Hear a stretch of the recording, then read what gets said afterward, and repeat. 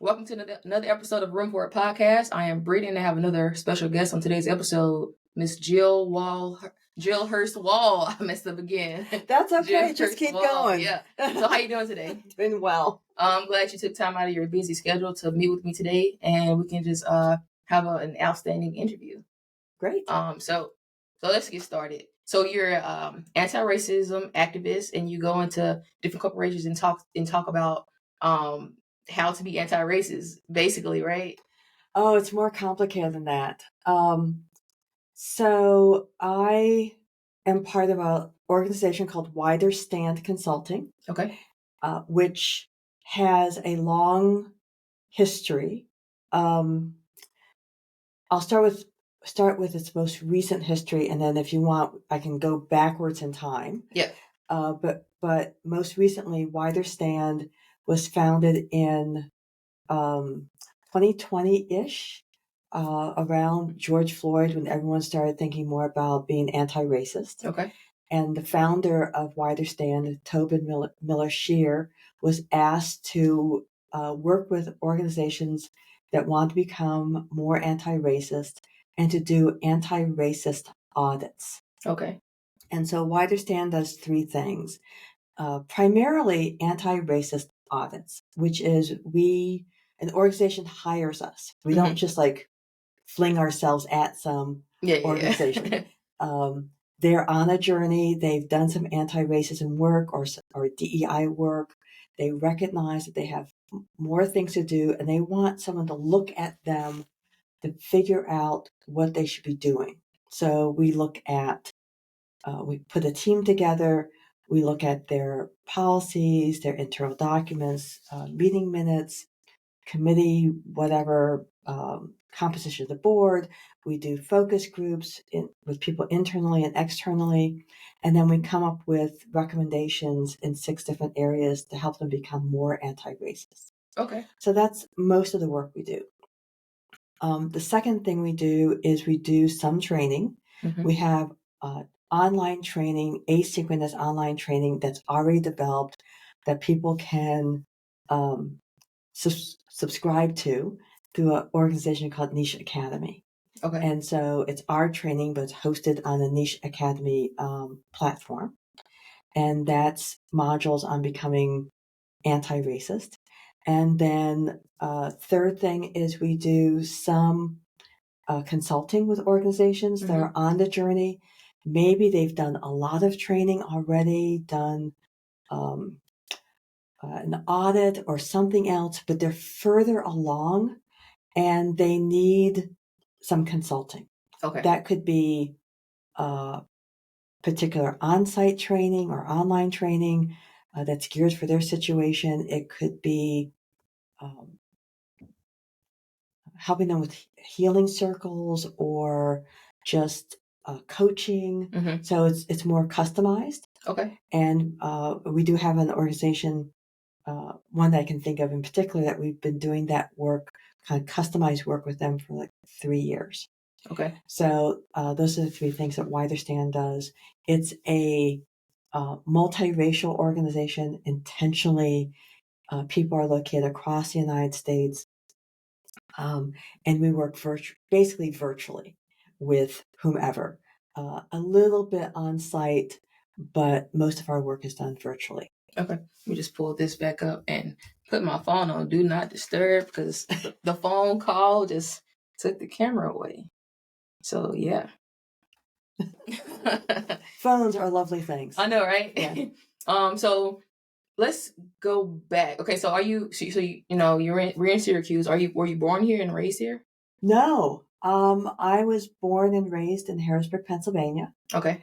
My family is from my parents were raised in Elmira, New York, which is 2 hours south of Syracuse, 3 hours north of Harrisburg. I spent a lot of time in Elmira growing up, visiting family. I went to Elmira College when I was 18. So I kind of left Harrisburg at 18. Mm-hmm. Have never lived in Harrisburg since then. I have visited, but never actually lived there.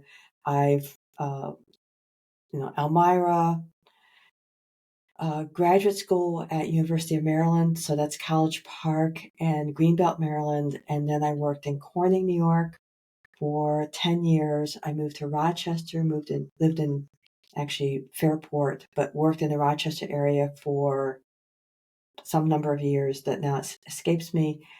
Part working for a financial services firm, and then starting a consulting practice. And I moved to Syracuse in 2001 to teach at Syracuse University. Okay. So what's interesting is my background is actually in library science. I'm a professional librarian. I've most of my work in library science is as a corporate librarian, so a business librarian, also as a researcher, so an independent researcher working for companies. Over the years, I've done a lot of work with public and academic libraries. I continue to do work with libraries, but and when I taught at SU, I was teaching library science courses.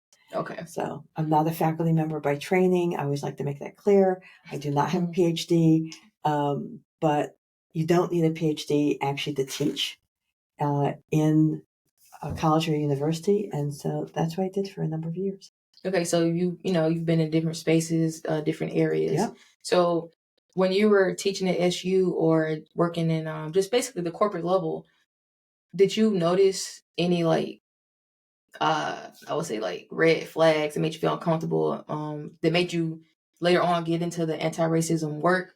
Did you deal with anything like that early on in life, like in Elmira or Harrisburg or? So I think people often deal with things that are racism and we just muddle through. Yeah. You recognize the situation, it's not fair, that it may not be harmful, but you just, recognize something's happened that's just not fair. You've been, taken for whatever. And that happens. And we just all just kind of muddle through that and kind of yep, that was it. In corporate life, I will say that Corning Glassworks, Corning Incorporated, was and is a very good company to work for. Corning, New York is a small city. Yes, a small town.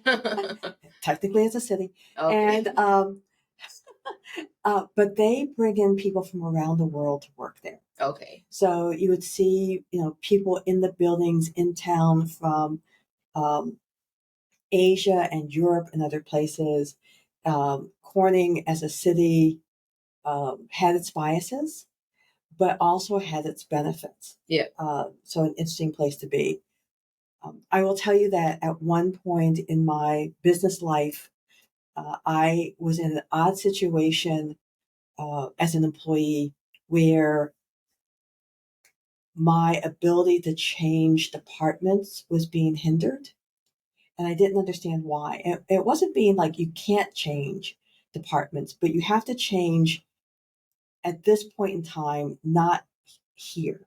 Like maybe you want to move departments on January 1st, it's a new year, but we really want you to change departments maybe on January 15th. Okay. And I looked at that and was like, well, that's really odd. I don't understand. And the department I was moving to didn't understand, why that difference in time. I should just be able to change departments on January 1st. And one of my friends said, it's because you're Black. And it's because of how the managers were compensated based on diversity. And so it did not make sense. Wait, so they get paid more for diversity? So to keep people who are from diverse backgrounds in their department. Okay. This is an era in business where and how we think about diversity, equity, inclusion has changed dramatically over 40 years. But there was an era where they tried to incentivize managers to have a diverse workforce. Yeah. And so you might have received a bonus if your workforce was more had diversity, had gained in diversity. And so my ability to move that date had everything to do with the manager's bonus. Oh, okay. Yeah, that's a little. It's weird, That's right? odd. Yeah. I'm sure there's companies now, organizations, shouldn't just say companies now, that probably still do that. You know, trying to incentivize managers to have a diverse workforce. You know, if you can hire for diversity, if you can keep a diverse workforce, then we will, give you a bonus. But that can be also harmful as well if it's like it's a good thing, to enforce diversity, but it can also be harmful.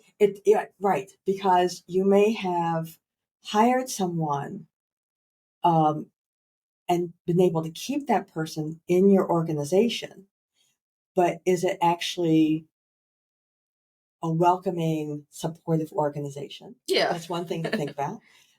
Two, are you keeping the person there and not giving them opportunities to move because it benefits you Mm-hmm. for them to stay? So, hopefully we think about having diverse workforce in different ways. Mm-hmm. Hopefully our thoughts about what diversity is has expanded since then.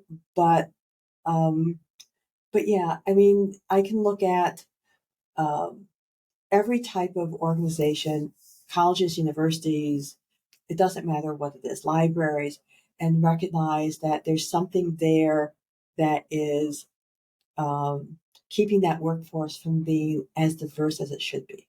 I know for sure. Like I understand that, and so for me, like I have a military background. I separated from the Navy December of 2022, and I joined February of 2015. Well, really, like the DEP program was like November or like October of 2014. Right. But anyway, so a few years. Yeah. And I understand there's like a number of ways that even though the military, the Navy specifically, is diverse. Like there is like all types of people, but it's like the rules, the structure, the mindset, and when you join the military, it's like, all right, we're all going to be one. You know, strip you of your background, strip you of your Right. beliefs and all that. But the belief systems that are in place are of one group of people. Right. So yes. It's like, okay, we're all going to be one, and I'm going to strip myself of my old belief systems, my old ideas, any of that. But are you stripping? The organization itself? Are y'all stripping those beliefs and old ideas and biases that y'all have held on to for like many, many years? So that's why I'm like, even from like the way we can, our grooming standards from our hair, Yep. Hair color, several things like the physical appearance, like just the physical appearance standards across the board, just like it's so deeply ingrained and harmful. So organizations, the impact of colonialism on organizations, the impact of white dominance on organizations is so ingrained. Yeah. It's hard to get rid of it. And so you can look at policies, you can look at structure, you can look at lots of different things and realize that there's so much tearing apart you have to do. So for the military or for a business or it doesn't matter who, a college, to say, okay, we're going to be accepting of everybody and make everyone feel like they belong. What does that really mean? So that means that, what does it mean in terms of dress? What does it mean in terms of hair? What does it mean in terms of language? It's deeply ingrained. It's all deeply ingrained. And so I saw a job description. This is not unusual to see a job description that has things in it that are very perfectionism. And so, to be able to speak and write good English or perfect English. But what does that look like? What is good English? Or I know, perfect English, right? And to think about, well, okay, so you've just eliminated people who are not born in the United States, who do not speak or write perfect English or good English. You've eliminated people in the United States who grew up speaking a dialect, and that's fine. AV, AV, African American, yeah. Or I just learned that officially Miami has a dialect because of the Cubans who have moved there, and that even if you're not Cuban, you're speaking this dialect that's Miami. Yeah. So maybe you're eliminating them. Or if you're Southern. If you're Southern. I'm from Tennessee.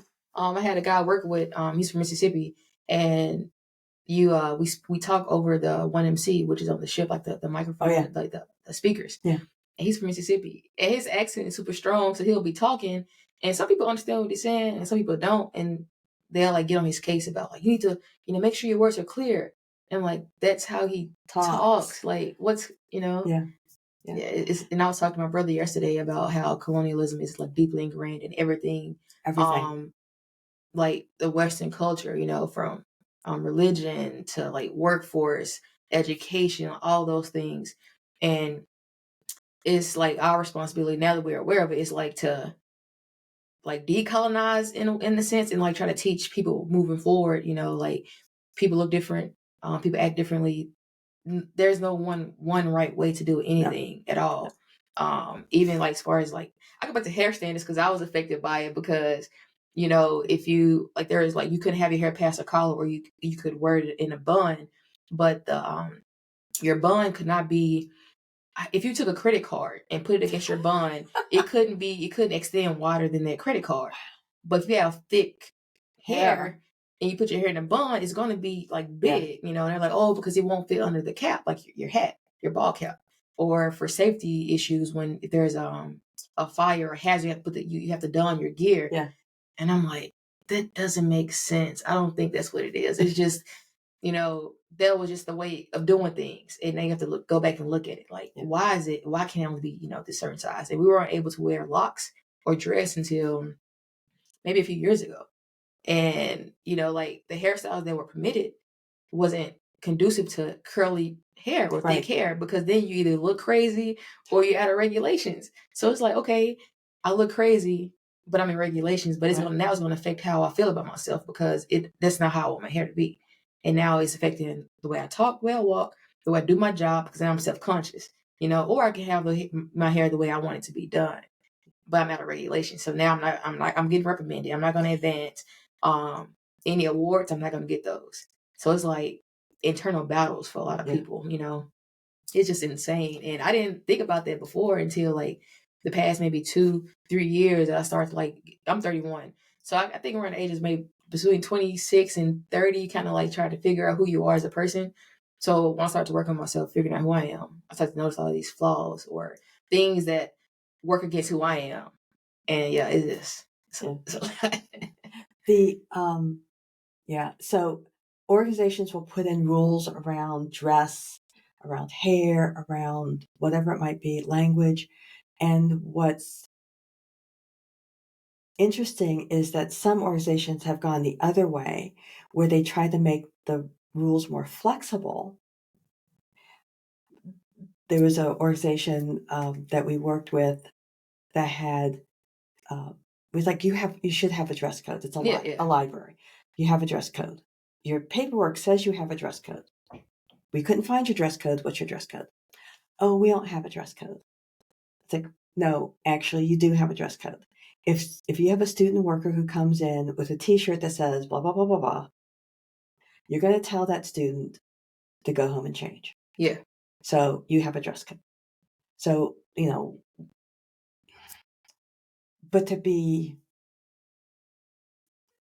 not so strict, right? To be culturally aware of what people, for example, wear or how they want their hair, and to have a dress code or a hair code that fits the situation. So if I said, we're in a factory where there's a lot of furnaces, there's high heat, there's dangerous situations, your hair has to be blah. Yeah, because for safety reasons. Safety. So maybe it's like, you have to be able to pull your hair up. No matter your gender, it can't be below your shoulders. You have to be able to pull your hair up so it's not flying around and catching on fire. Yeah. That's a code. It doesn't say anything about what your hair looks like, right? And so there's ways of doing it to be respectful and being open and still getting what you want. Yeah. Yeah, safety. safety, and like having, with it being a diverse environment, it makes the team more powerful because now you have ideas from different backgrounds. You have just like a different perspective Right. from every like. I have my own perspective based off how how I was raised, my own experiences, how I was raised. So I have my perspective. You have your different Right. perspective. So when a team coming together with different backgrounds is stronger because now you can look at the world from different views instead of just one specific view. If the organization has the ability or the desire to take in all those views. So you think about diversity, equity, inclusion, including all the voices, recognizing, trying to make it an equitable workplace or whatever the situation is, making it more accessible for everyone. So there's a lot of things that go into it. But if the organization really is focused on being welcoming to all people, then yes, it should recognize all the voices, should listen to all the voices. Everyone should have an impact. Yeah. The hard part will be perhaps when in a stressful situation or rushed situation, when they say, well, we just need to make a decision. And are they going to make a decision that really takes in all the diversity, or are they going to fall back to their old beliefs? Because your core belief systems until it's challenged over and over again and rewired, then you're gonna always go back to your core beliefs or your core opinion. And some of them can't be changed. There's the test you can do that tests your biases. I can't remember. It's Harvard or someone has a test. I always blame Harvard on things. And it turns out that you have internal biases that you can't unconsciously overcome. You really have to work at them, but they may still be there. As long as you recognize that you have that unconscious bias, then you can go, okay, my bias is this. Yeah. It's like going into a store. Evidently, our bias in going into a store is to go to the right.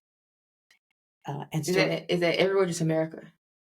Because in America, we're taught you stay to your right. I don't know if it's just the United States. It might be, but there's this thing, and I was once watching a little kid at a throughway rest stop, and the kid was trying to get back to his parents. And what was really cool is this kid kept going to the right. I was like, oh, this isn't an adult who's been like doing this over and over again. This is like a 4-year-old or something. Like, wow, we really do that. And it took the kid a long time to finally go left and get back to the parents. So we have these internal biases on different things. If we know it's a bias, then we can consciously fight against it. Yeah, I think as far as that, it's because like everything is set up in the United States to go to the right. So we walk on the right, we drive on the right side.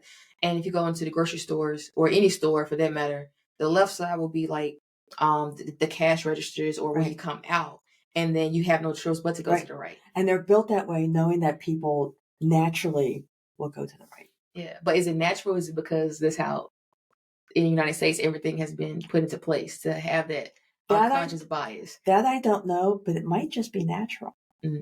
Okay. Just like I'm not sure if it's true or not. It was like Les Brown talking about the way people eat pies, or is maybe Jim Rohn, maybe it was Les Brown. In different countries they eat it from the back forward. Oh yeah. In the United States we eat it, from the middle outward, and that's how you can tell like where someone's from, but how they eat their pie. Yeah. But it's like how we're taught, like, you're not gonna, if you're a kid and you're eating a pie, your parents be like, eat it the right way. Don't eat it like that, So it's just an unconscious bias because it's how we're taught. But that's what we're around. Yes. Yeah. Yeah. Is it learned, or is it something that's just where it's wired in us? I don't know. Yeah, that's what I've been on lately, like thinking about how can I decolonize like myself, like my mind, and present in the world the best versions of myself without any kind of biases that has been put on me. and it's hard work because like unconsciously doing a lot of things based on how I was taught, which is still Right. been it's a colonial way of thinking or doing. Even if if you dig into it, it's like even into like religion. I was like, oh man, it's everywhere. How can I like really? It's everywhere. Yeah. The detox. There's a webinar I attended that kind of the ending question was, is there Christianity without racism? And is there racism without Christianity? I don't know. And it's like, yeah, it's, if you go back to when people were brought here and you look at the journey over time of how you kept a person a slave, and part of that was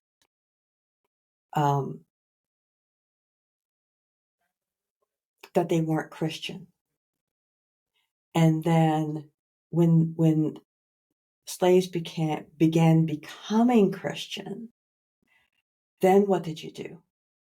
How did you change the rules so that it wasn't based on religion, it was based on something else? You obey your master in the Bible is what it said. That's what they were taught. Yeah. But yes. But if you had said, well, they can be slaves because they're not Christian and they become Christian, does that mean they automatically become free? That wouldn't happen. So you change. You say, okay, they can be Christian, but now we see them as being slaves because of this.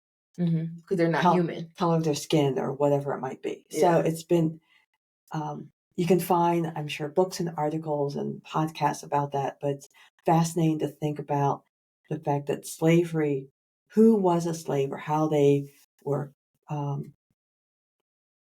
determined to be of that class, changed over time to continue to fit this certain narrative that you'll remain a slave because first now you're not Christian. Oh, now you're Christian. Well, there's other reason why you have to remain a slave. Yeah. Oh, well, there's other reason. Yeah. I find it fascinating that down in Mississippi, I think his name was Cujo something. I can't remember his last name, but he was one of the like last known slaves to come to the United States illegally. And him and the other people who were there, they survived. They were only slaves for 5 years. So when they finally found out, we're free, he was one of like the people who built the community that they lived in and taught them how to be a free person because he had only been a slave for 5 years. Yeah. Everyone else was like born into bondage. But he was mentally, he wasn't, he was free. He was a free man. So I find that interesting that like, after 5 years, he was like willing to go and ask people like, hey, well, we don't have anything now, so we want land. And they denied him, like, we won't give you land. Why would we do that? You should be glad that I'm letting you, live here for free, just work, be a sharecropper or whatever. And then he's like, well, I'll just work and buy my own land. So they end up working and buying land and created a small community in Mississippi. It's called now it's called Africatown or African Town, I think. Don't quote me on that, but it's down near Mobile, Alabama. Okay. Near the water. But he was on one of the illegal slaves ships that came across. Slavery had been banned. The trade had been banned for 50 years by the time he made it to America, but they were still doing it illegally. Yeah. But because he was a free man, he was able to build a community and help others to have the mentality of like being free and knowing who they are. So I think that was like this interesting concept, and it goes back to like it all goes back, but it reminds me of like again colonialism and mentally not being free or mentally being in bondage in the United States. But now there's so much more information and training and things. We have like a lot of access to do things, but if you're still in bondage, then can you really break free of those shackles? And you have people people of color who are who don't want to break with colonialism. Mm-hmm. And that's always interesting to hear or see that they even with things that have happened in recent history, changes that we've all experienced in the United States and around the world, that there's some people who are just like, no, I like it the old way. And yes, I'm a person of color, but you know, because that's what they know. You know how like comfort. It's also maybe because they've benefited from it. You know, it's comfortable for them. Maybe they see or they feel like they've benefited from the system that's in place. Okay. They don't want to, maybe they don't want to rock the boat in their community or in their family or in whatever. But it's interesting when you do come across someone who's like, nope, you know, there's no racism here. Yeah.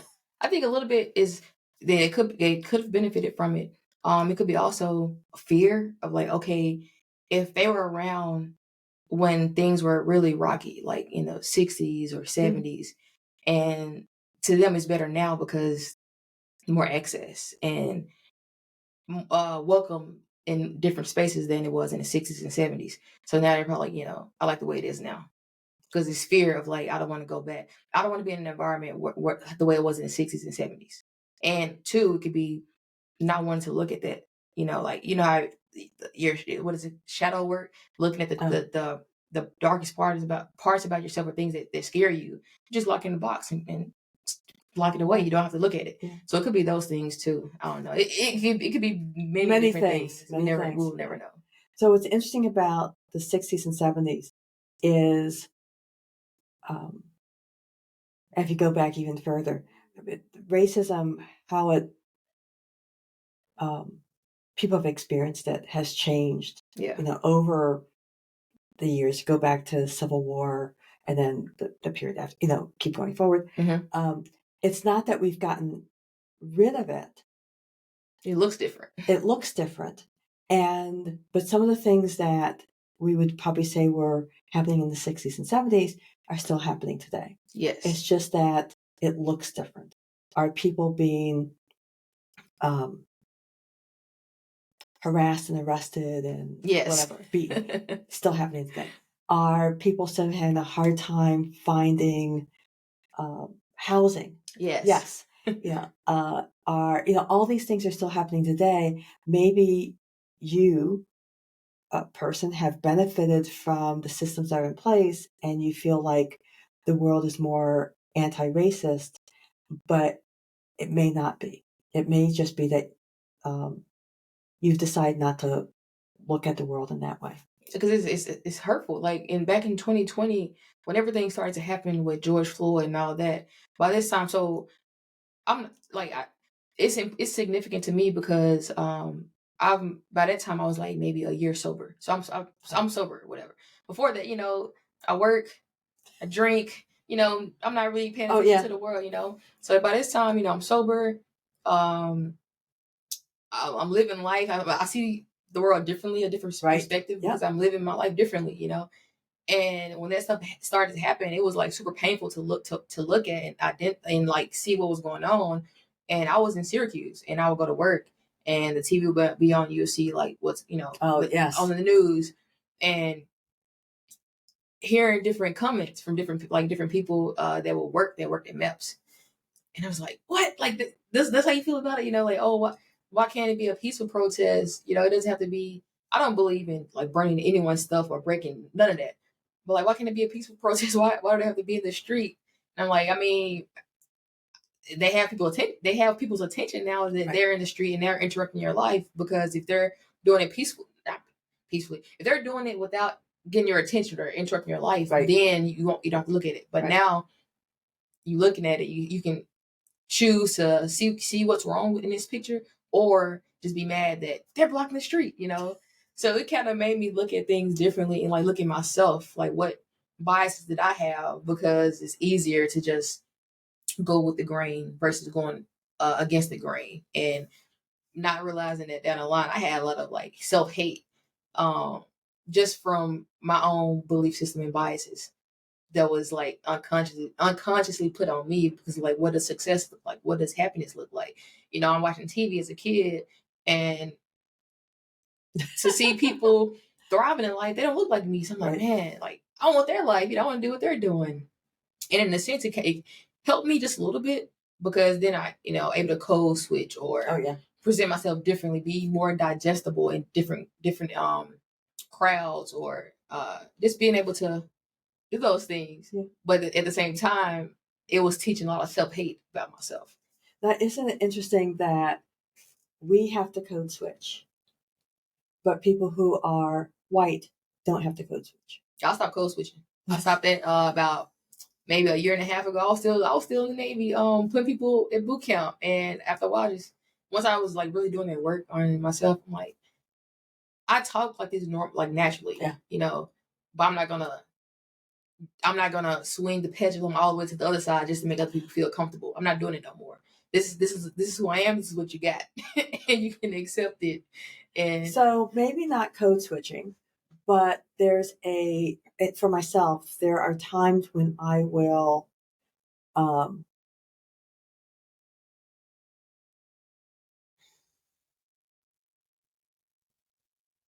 like a chameleon, kind of like fit in the environment. That's what I would do, but I don't. Not anymore. Like now, it's like yeah. I still have to sometimes like try to fit into the whatever environment. It might be, I become a little bit quieter, or your tone changes because you're a woman. My tone might change, or there are some environments where I might dress a bit differently. Yeah, especially because of doing business and things like that. But we have to understand, many people who are people of color have to get along with people who are not like them. Mm-hmm. And so historically, we've been the ones to figure out how to code switch, fit in, whatever terms you want to use. And it's always interesting to see, when people have to do the opposite, when someone who is white has to be in a group that is majority not white. Yeah. And some people, they're used to that. That's their life. That's what they've been doing for a long time. And others, you can kind of sense that there's a little bit of shock on their face. Yeah, I get it. Again, like I'm from Tennessee, born and raised in Memphis, went to Nashville for a few years for college, went to San Diego, first city station, was in Chicago, all that, and came here. So I've been around different types of people, and it is interesting being around the people who are born and raised in like Syracuse or this area versus being around. I can tell who's from here and who's not from here, basically. Oh. It's like I don't know. I guess because I watch people and I see how they how people talk or act, their demeanors and all that. And honestly, for me, if it's a cultural thing, I will fit into what the cultural environment. Like if certain cultures do things differently. So if it's like a respect thing, of course, I will make sure I'm being respectful to the culture. But if it's just like making someone feel comfortable, I'm gonna be myself through and through. No matter what, because like I'm not gonna dim my light because someone else, is uncomfortable. Yeah. What do you what do you think about the affirmative action, Supreme Court affirmative action thing for like colleges and universities? We don't have to talk about it. There's like no, I haven't followed it deeply. I know that. So I haven't followed it deeply. I know there's been some additional repercussions from it in terms of legacy admissions. So at Harvard, who would automatically admit someone whose family has gone to Harvard before. I think for colleges and universities who really want to have a diverse student body and diverse workforce, it'll be interesting to see how they do that now, fitting into not being able to use affirmative action. Yeah. And, what will their admission standards become? How will they recruit? How will they, do all these things in order to keep the diversity that they have? I wonder, and I don't know the answer to it, if they can do some targeted programs. I don't know the answer to that. So, for example, Syracuse University really does have a diverse campus. Mm-hmm. If you go on campus, you'll see people from students and faculty from all over the world. It's kind of amazing to watch students come from China and India, large Indian population, Africa, wherever. People come from all over to Syracuse University. They also have a connection, Syracuse University, with the Onondaga Nation. Okay, that's cool. And so, and the Haudenosaunee. And so you see a space on campus for Native American students. You see programs intentionally for Native American students, which is awesome. A growing presence on campus. So how will is that affected by the Supreme Court decision? I don't know. But I know that immediately after the decision came out, all these different colleges released statements saying they understood it and they were going to, start working towards what they can do to still remain diverse, fitting into not being able to use affirmative action. Yeah.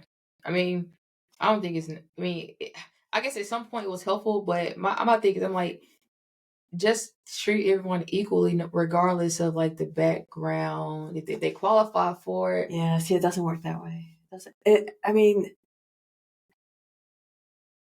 And there are so in companies,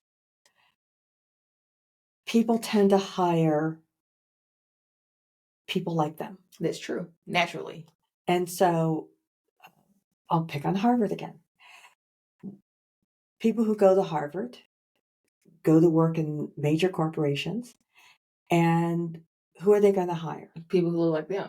Oftentimes they go back to Harvard to hire a Harvard graduate. Now, does a person look like them? Probably, but maybe not. They may just be looking for a Harvard graduate. Okay. Colleges and universities, you're recruiting. Where are you going to recruit? Well, if you're the recruiting staff, you're going to recruit likely where you've recruited before, where you've had success before, and perhaps where you personally feel comfortable.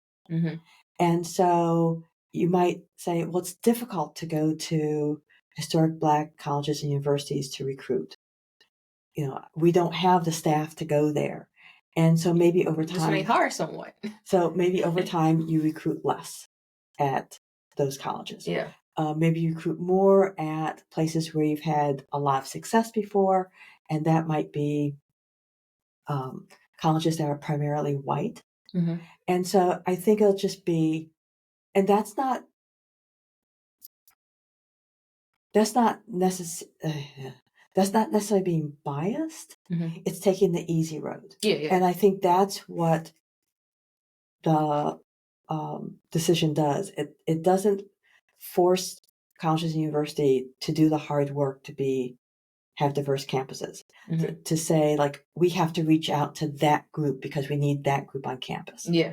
And so over time, it could be that colleges, and maybe not even over time, maybe some would be like, hallelujah, we can just take the easy route now. Yeah. We take the easy road and recruit from where we know we can have success. And then your campus suffers for it. It makes sense. I don't know. I think, everyone has a different way of doing things, but my opinion is like the easy road isn't always the right road, It's not always the right road, but it's the easy road, and that's the hard part. Yeah. Yeah. I mean, I went to HBCU. I didn't graduate. I flunked out for different reasons, but I went to Tennessee State University in Nashville. And that was like the best thing that happened to me because, again, like I said before, everything I saw on TV that everyone that had a good life or was successful and all that did not look like me. Yeah. My grandmother attended TSU. My dad attended TSU. But I wasn't around them as much. Well, my dad a little bit, but that's a different story. Yeah. My mom's side, they didn't really attend college. They was big on religion. A specific Christian group that didn't really do traditional college. Was more like attend the ministries. Yeah. So I got to see Tennessee State or TSU, and I was like overwhelmed with like joy to see how many people who looked like me that was like thriving in life, and they had this utmost respect about themselves, like the professors, the students, like it was like I needed that. I needed that to see that part of life, to know that, hey, I can do important things. I can it's okay with talking this way, not too much slang, not too country, or not too proper like Right. the median. But I really need that.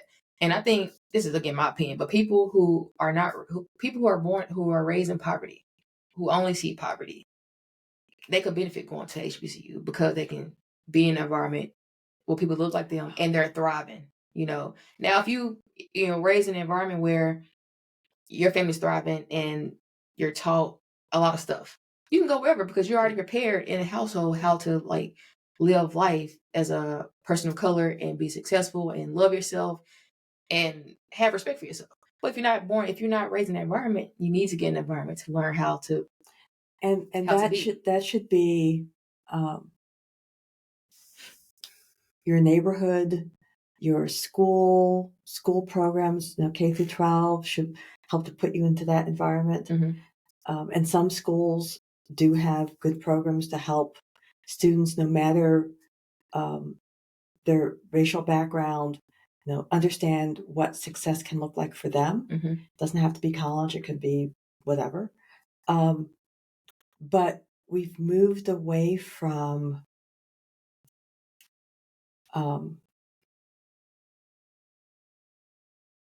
the neighborhood having that influence. Yeah. So when I grew up, the neighborhood I grew up in had lots of different people, primarily Black, but people who I lived in Harrisburg. So I lived about a mile from the state capitol. Mm-hmm. There are people who worked at the state capitol or worked.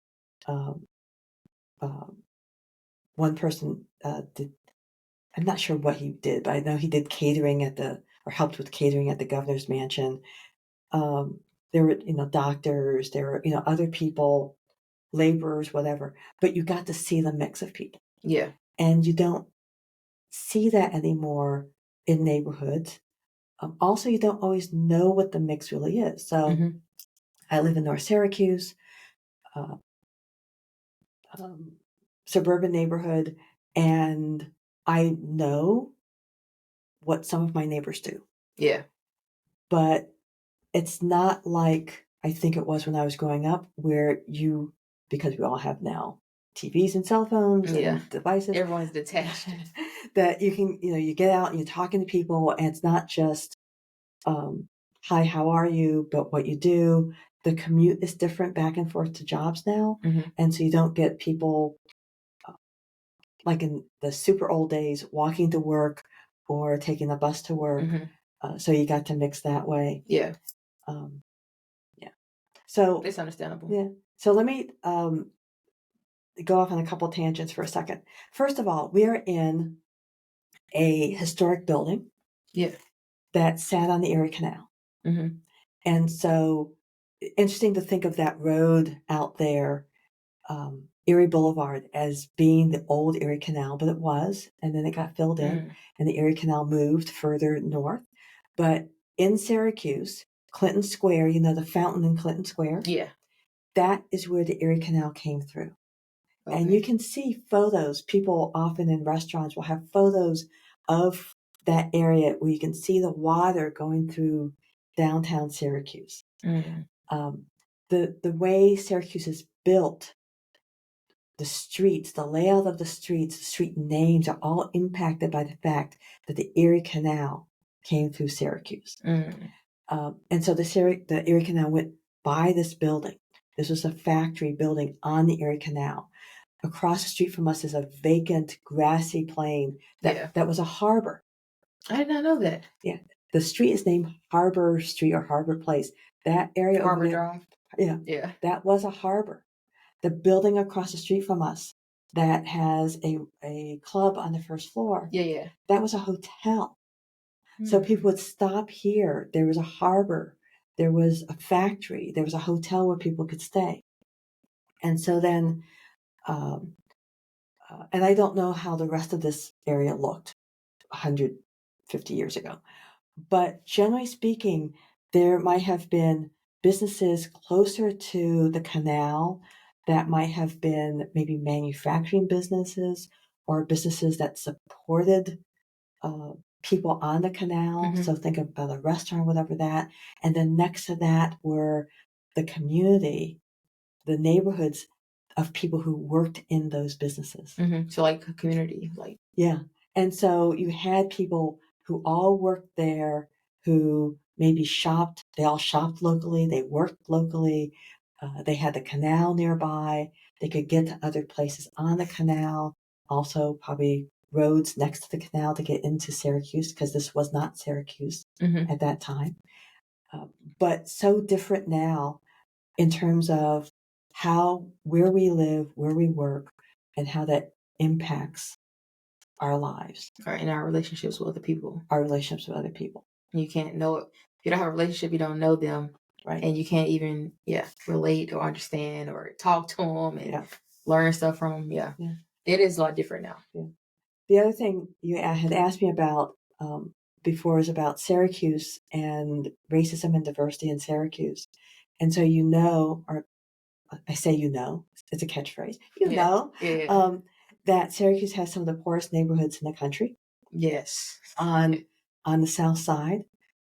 Syracuse has also an area that was a historically Black neighborhood that got destroyed during urban renewal and the building of Route 81, and people got dispersed. Many of them went to the south side. There was redlining that happened decades ago that impacted where people lived. It's interesting to read about the 15th Ward and how people talk about it now, and I can always tell their mindset and how they word about the 15th Ward. Was it a place of families and businesses and religious institutions, or was it a slum? And it's like, oh, okay, you're saying slum. Now I understand your mindset. Yeah. Because you can find photos. It was families and businesses and just a thriving neighborhood. I can imagine, like, even going through, you see like all these old buildings, and you can tell that they used to either be like, a restaurant or. Wrong area. What? Because the area I'm thinking of is totally destroyed. Oh, I'm thinking about, I don't know the 15th Ward. I just know the South Side in general. The South Side. So this ward was, I always have to, like, in my mind go 15th or 16th, but I think it's 15th because I'm not from here, so I don't. So think about where Upstate Hospital is, Krause Hospital. Yeah, those hospitals.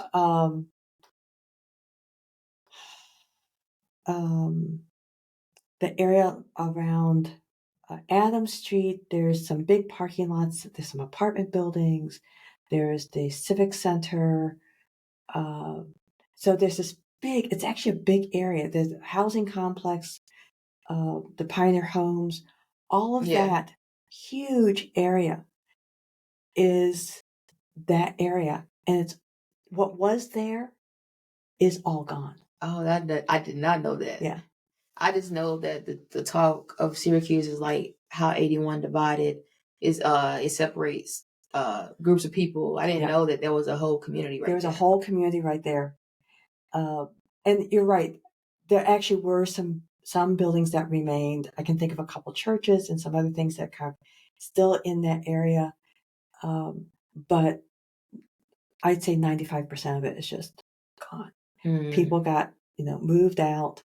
And so now what they're trying to do is Route 81 is at that section, elevated section, is at end of life. Just keep that in mind when they go, no, keep it. No. And it is kind of like I see leaks whenever I'm driving underneath them. Like, I hope this isn't the day it falls. It's at end of life. It needs to come down. It needs to be replaced. Doing the community grid option, which brings it all down to street level, reroutes traffic, kind of through traffic around Syracuse. It allows for a neighborhood to be rebuilt. Yes, housing is going to change, Pioneer Homes and some other areas, are also kind of at end of life, and so they need to be torn down and rebuilt. There's a lot that will happen, but the idea is that there was a community there. Let's make it so a community can come back. Yeah. So I don't know when that'll happen. I know it's in the talks, but they've been talking about that for a while. well, the some of the construction on the outer sections of Route 81 and 481 are already starting. Okay. And there's a timeline. It's, this is a 10+ year project. Okay. And so, but it has started.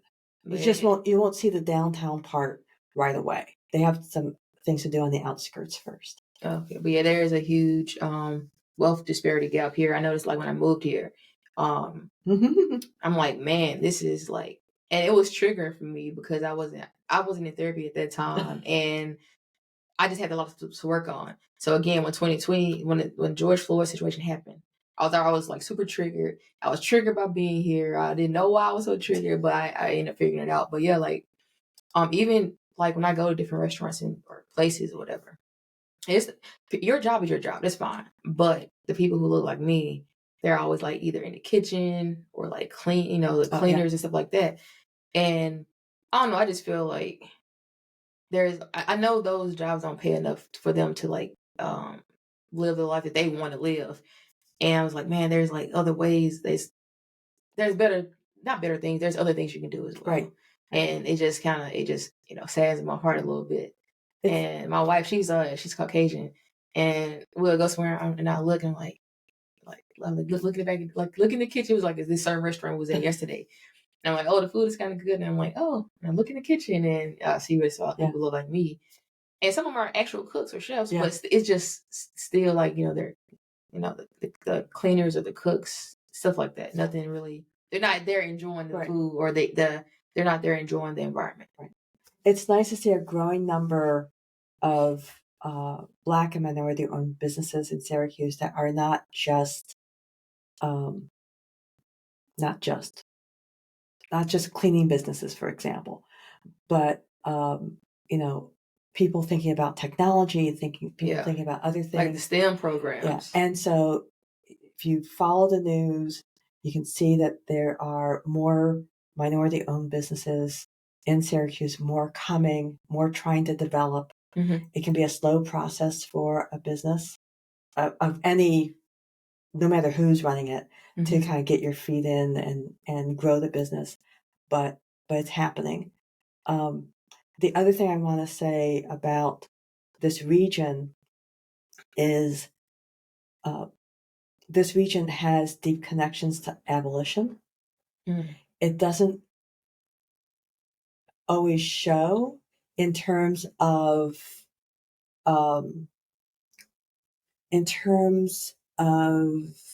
what people talk about. Mm-hmm. But there are deep connections to abolition here.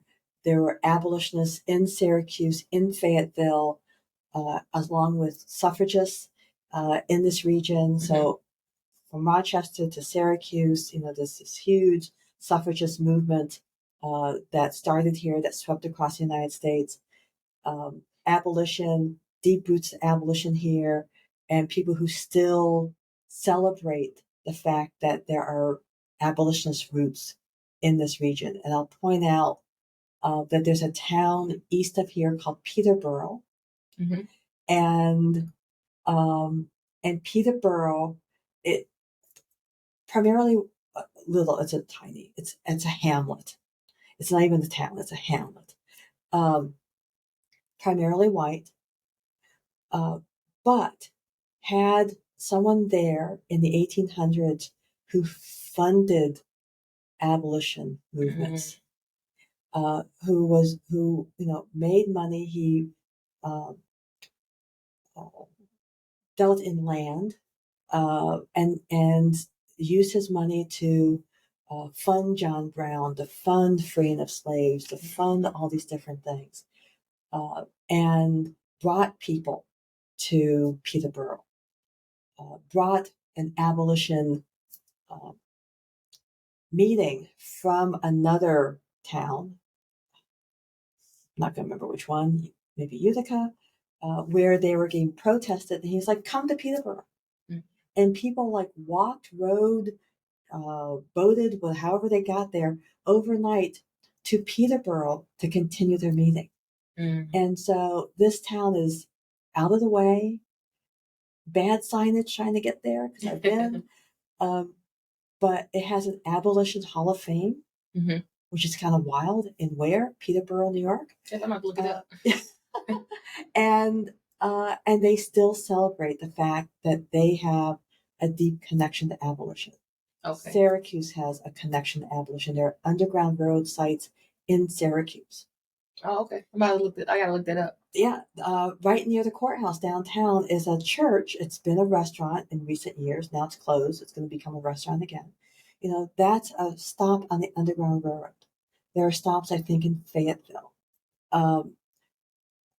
There's a Jerry rescue where someone was captured. He was a slave living here. He was captured, and people like went to rescue him. That happened in Syracuse. So there's a lot of history here. There's a lot of history here. A lot of history here. Okay, I'm definitely gonna look. You said Petersburg. Peterborough. Peterborough. I'm gonna look that up, and also the spots around Syracuse. So for our listeners or viewers, who are not here in Syracuse, so if it was someone that wanted to question, like, wait, you know, do I have certain biases that's harmful? Like, what type of questions should they ask? Could they ask themselves? Like, just certain questions they can ask themselves, or to be aware of. So there is a tool online. I don't remember where it is that will help you test your biases.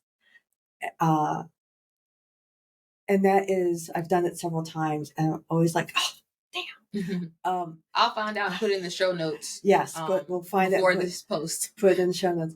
But I think a question you can ask yourself is, who's benefiting from whatever? So if you think about your policies for your company, your organization, how you recruit people for your company, for your organization, think about who benefits. And you may need to ask that question several times. Maybe ask that question of yourself. Go to your colleagues, ask, okay, we have this policy or we have this job description. Look at your job descriptions. Who benefits? Who are you leaving out? Think about, a particular person maybe in your life or in your community and think, does this job description leave that person out? Does this policy leave that person out? Or how would they react to that policy? So, for example, going back to language, I've been learning American Sign Language. I have friends who are deaf, and that over the last 7-8 years has impacted how I think about things. So I think about, speak perfect English. Yeah. American Sign Language is not English. Some people who may identify as deaf may be able to vocalize, but many don't. Some choose not to, even though maybe they could a little bit. It's, that's not their language. Their language is American Sign Language. If a person has American Sign Language as their language, are they going to speak and write, purposely in air quotes, I hate air quotes, purposely air quotes, English perfectly? Yeah, my wife's best friend is a translator, and she advocates for her clients all the time, and she hates when there are situations that comes up where they're leaving out people who speak.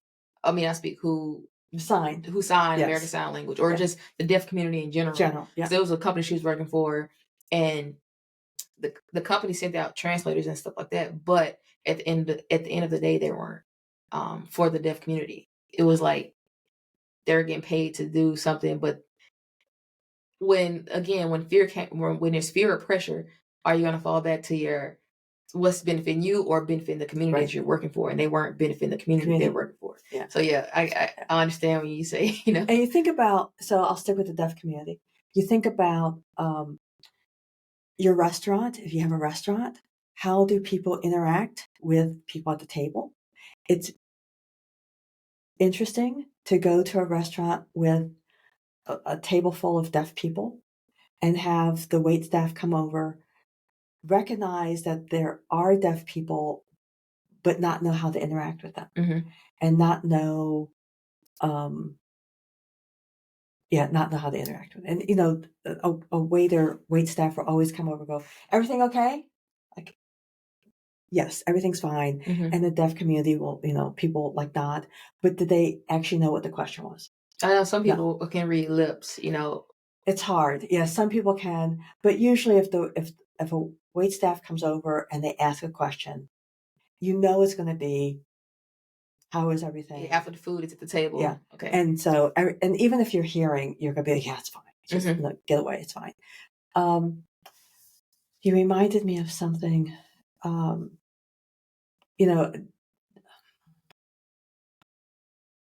probably another example comes to mind. You go to a doctor's office and the nurse comes and they bring you back. And usually that person's walking ahead of you, leading you to the room and talking at you while they're walking. But they're talking forward. Even if you're hearing, oftentimes, like, I have no clue what you're saying. Yeah, because their voice is going forward. That way. And so just like, okay, what does that mean for dealing with someone who's deaf? What does it mean in dealing with someone who speaks English as a second language or as a third or fourth language? Like, do you have the capacity to actually be more welcoming, help people belong in your situation, in your environment? So lots of things to think about. Yeah. It's hard to look at your own situation through other people's eyes. It can be easier to ask people if you know people in different communities, Hispanic, Latinx, Eastern European, it doesn't matter, deaf. Ask them about their experience. Ask them what they really want in terms of dealing with you. What would make it easier?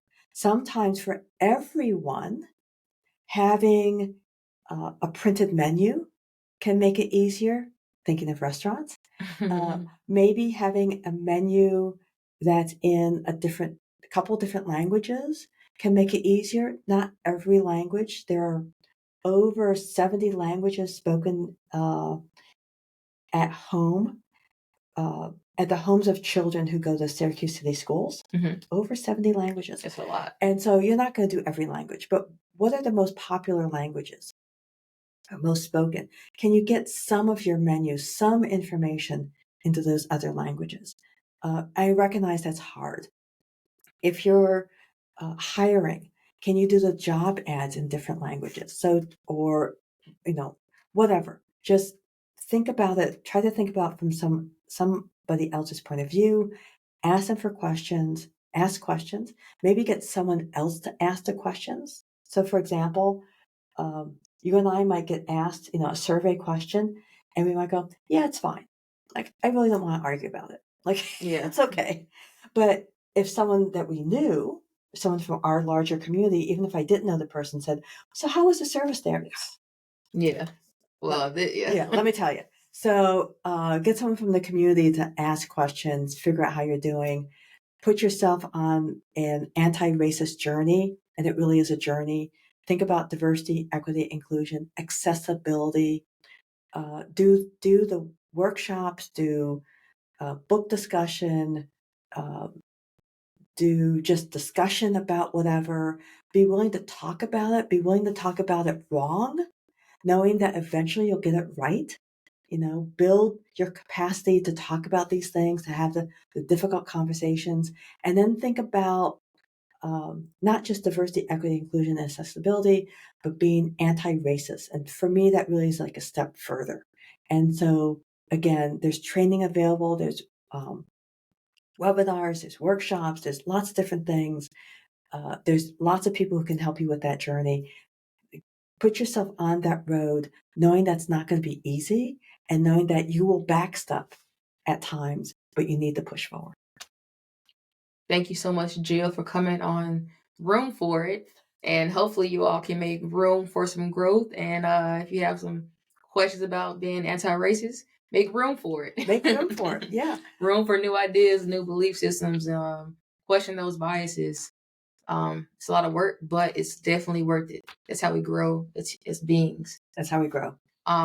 Good. Thanks for coming on today's episode. And thanks for having me. It was a nice conversation. I enjoyed it. Thanks. All right. And we are out.